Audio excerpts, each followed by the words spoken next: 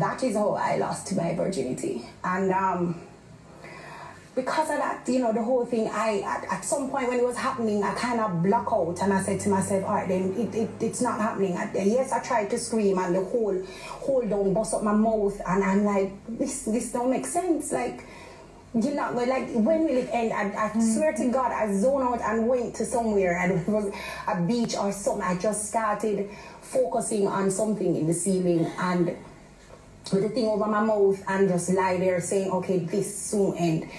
You never told your mother? I never. Because my mom actually got raped and it was brutal for her. So with that, she is the type of mother, because she went through that and so he's like, look here. So I said, what? So he's like, no man, I think your friend, whatever, so I'm thinking she's trying to get him. So I went into the room saying, what happened? And that is when the door closed. And And that is how I lost my virginity. And because of that, you know, the whole thing, at some point when it was happening, I kind of block out and I said to myself, all right, then it's not happening. Yes, I tried to scream and the whole don't bust up my mouth, and I'm like, this don't make sense. Like, you know, like, when will it end? I swear to God, I zoned out and went to somewhere, and it was a beach or something. I just started focusing on something in the ceiling and with the thing over my mouth and just lie there saying, okay, this soon end. You never told your mother? I never. Because my mom actually got raped and it was brutal for her.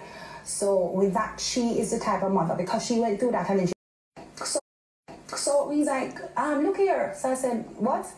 So he's like, no man, I think your friend... So with that, she is the type of mother, because she went through that and then she gonna have 3 girls. It's like, she said, Lord Jesus, here come. You know, my brother is there, he's the first one. But because she went through that now, it was a situation where everybody, if I see a group of guys walking on the left, they're going right, because mommy is like, every man dangerous.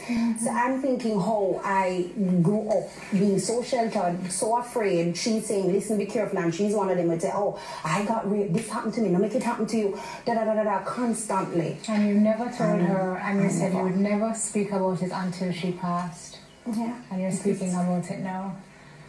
We're going to talk some more about how Yan moved from this and losing her mother but gaining herself. So with that, the love died, and he normally said to me, you soon find back the love, you soon love me again. And I was like, what? No, you know, because him always said, you soon find love. Don't it?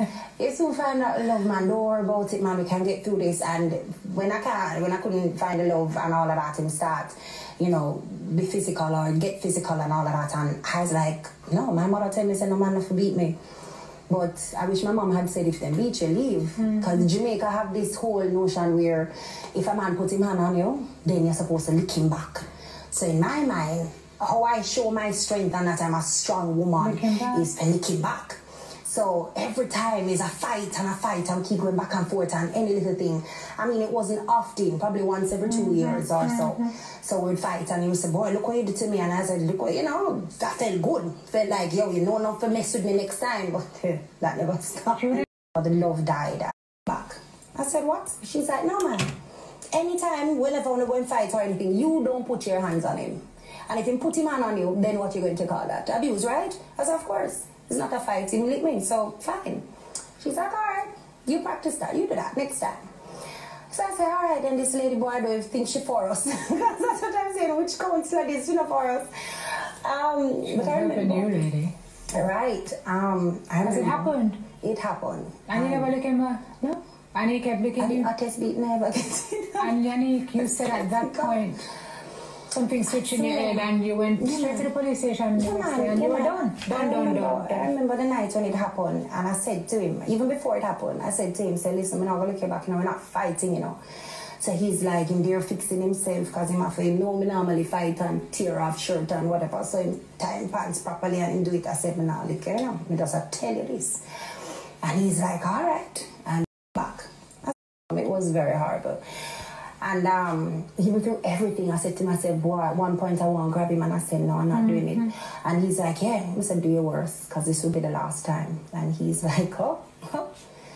And I remember when it happened in the morning, and Jada was in the house too. And that was just too much. And you said that's one of the reasons you had to leave, because you had to show her it's not okay to stay. It's not. Because as I said, my mom would be like, no man have put them hand on you. So, you know, her thing would be like, yo, lick him hard, whatever. And when she was there in the room, she was crying out, and she was there crying at the door and saying, I want grandma, she crying, and I ran to her. And even though he might try to drag me and whatever, I ran to her and I said to her, you're fine. No, mommy, no, I want grandma. I said, I am here. And she's like, and she started looking scared, and that fear where she was like, you are not enough. You are not enough, mommy. I am afraid. And I remember grabbing her and I said to her, I am okay. I said, Jada. It was very hard. It was very horrible. And he went through everything. I said to myself, boy, at one point I want to grab him in the station. And then I went to the hospital, did the x-ray, there was blood in my ears, everything. And I said, That's it. And I sent a picture to him and I said to him that enough is enough. And he's like, no, but I fight your fight. No, we never fight. We never lick you. Yeah, did. I said, stop your foolishness. I said, you know what? I'm done. And I remember him saying, you're going to suffer. You're going to suffer. And I remember him saying that, he said, you're going to suffer. You're going to have nothing in your life, nothing. And the reason why he was saying that, yes, I was on Magnum. Yes, I was at RGR. Yes, I was doing all of this on TV. So person be like, you have a good job. What's going on? I remember every Magnum check that happened. We have a house in Montego Bay. This is my fiance. So every check I have, it got towards the home. Because he's like, you know, the house is yours, a big house. It's not like you're contributing much or whatever. So the millions that you get, put it there. I remember at one point I even tried to give my mommy, and I said, my mommy borrowed some money. So he said, take it back. The next day I went. I have so much to say, but I'm going to start by just saying thank you so much for all that you've done for me. Thank you for always being there for me. Thank you for being my best friend.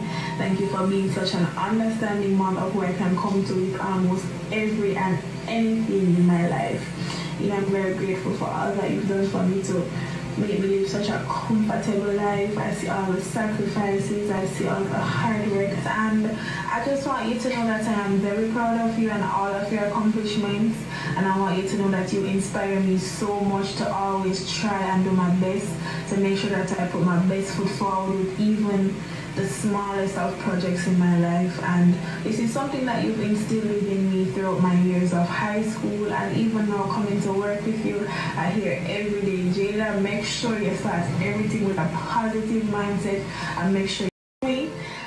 So guys, you hear her story, you hear what she has to go through. You can't trust anyone because your own friend set her up, guys. Her own friend. This is so sad. So guys, you have to be very careful of the friend you keep, because it's not everyone is trustworthy. So thank you so much for watching. I know this is not the type of video that you want to see, but thank you so much. It's just to spread awareness that you can't trust everyone, okay? And I have 2 girls, and trust me, I don't want this to happen to even my worst enemy. I don't have any enemy. So thank you again so much for watching. Remember to like, comment, share, and subscribe. Tell a friend, tell a friend, tell another friend. And I will see you in my next video. Bye.